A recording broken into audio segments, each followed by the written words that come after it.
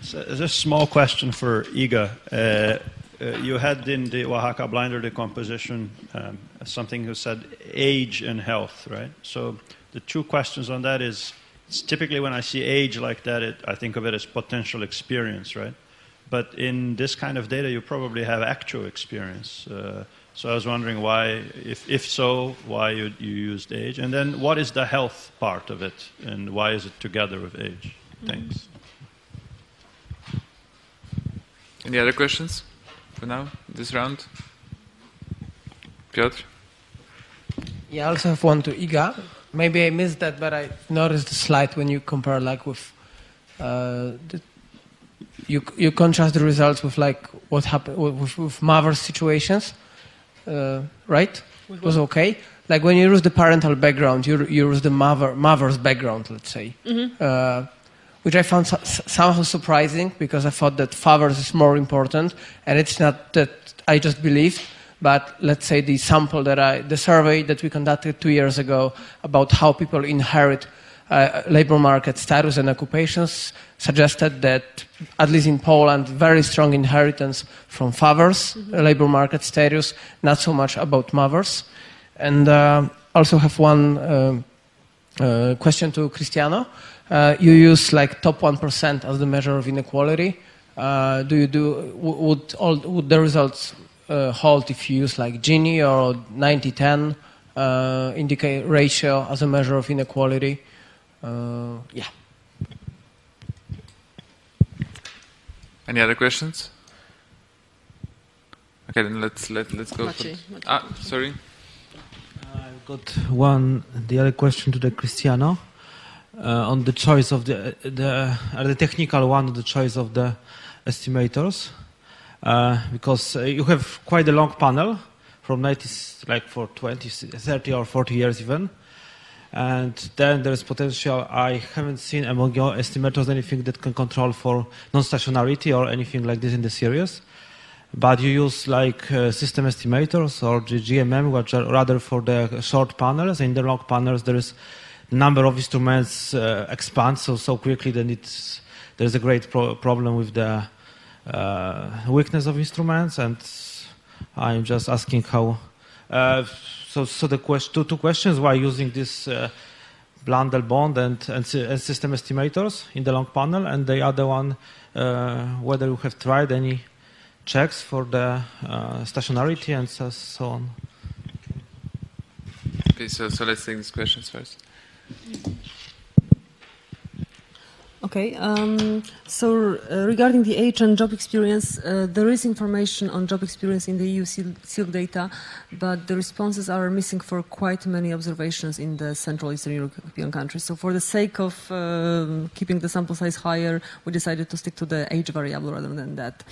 As for health, there is data on information on self-assessed health, and the idea behind including that was that at least in many countries in this region, people very often still have additional transfers, for example, from disability pensions, and those with worse health status, that's included in their, it contributes to quite sizable, important size of the total incomes in households. So that's why I wanted also to control for that. And that I merged it together with the age variable in presenting the data, but of course it's calculated separately and accounted for separately. And it's significant and not marginal in quite many countries, in quite many cases. So I think we'll leave this variable in our decomposition. As for the mother's background, perhaps Michał could add more on that because he was the one doing the calculations. But we were also kind of surprised that in the data, in the EU SILK data, mother's education was somehow a stronger correlate of our outcome variables rather than we also experimented with parental education or occupation, so like making the maximum of parents' education, for example, and also it was a better explanator of income than father's education and occupation. Yeah. So, but we'll keep on working on that and deciding which set of circumstances to stick to in the end. Yeah, regarding Piotr's question, we all know that when you work with some long-time series, inequality data is a big issue. And yeah, we tried. Of course, the panel is already unbalanced, already considering using these top 1% indicators. It gets even worse when you use Gini, but still our relationships are there. And then, but we decided to stick to top 1% and top 5 and top 10 because these were the measures used by Bord and Meissner. So we wanted to. Yeah, your question is a good one. We run unit root tests in the panel dimension, in the panel environment, and there is, at least in the panel dimension, no really horrible problems of no stationarity. Then we tried also to first difference the variables and to run regressions, and our main relations are still there. And these were the robustness checks. And then about the methods. Yes, you're right. The GMM are for short panels. You can use a sort of trick to reduce the reduce the problem of proliferation of instruments by collapsing them. But we wanted, as I said, we are not relying on one single method of estimation because we wanted to show that each method has a shortcoming, as a problem. And we wanted to show that even if we address the dynamic panel bias with GMM CIS, which we don't do with fixed effect Hansen, the results are still there. But this is the reasons why I wanted to say something else, but it's flying away. Okay. Do you have more questions? Of course. Obviously, we never run out of questions. No, I'm going to declare bureau clock once we're finished, but it's not yet. The moment's not yet. Here, I have one question to Mario. I like that, in particular, the slide that showed the private sector inequality rose after the recession or after the Great Crisis. But I'm not really sure if I understand correctly what that private sector inequality is. Is it like the wage inequality in private sector, or you try to identify like households which are, let's say, dependent on the private house sector earnings, and it's a household inequality, household income inequality among them? No, it's this self-constructed Gini coefficient, and it's based on, in a way, personal income, but on an industry level. Yeah? So it's for this kind of private Gini, I just took industries which are dominated by private enterprises and not, I don't know, the health sector, the public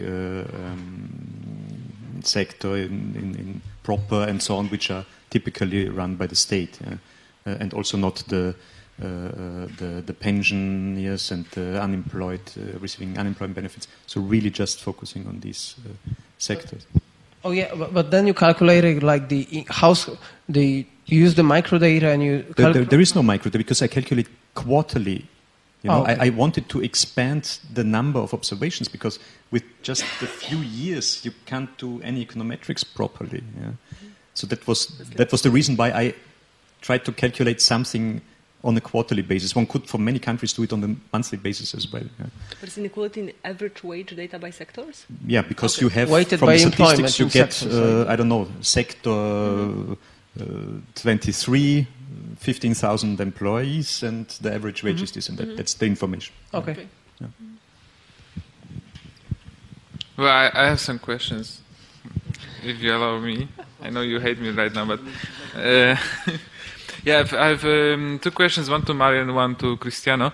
So to Mario, at the end, the summer, you commented a little bit about the causality that perhaps it's inequality that fosters the deeper economic crisis. But I thought, like to refine a little bit this causal statements. Can you? So I guess the alternative story is that there is some kind of difference in structures of the economy. So some, like the Baltic states, were much more export-oriented, and maybe just this structure, it causes both inequality and at the same time some higher volatility of of income. So can you have some regression or you actually control for factors like export shares? Well, I did that with that quarterly stuff. You know, I had also information, and earlier I did it on the whole time period.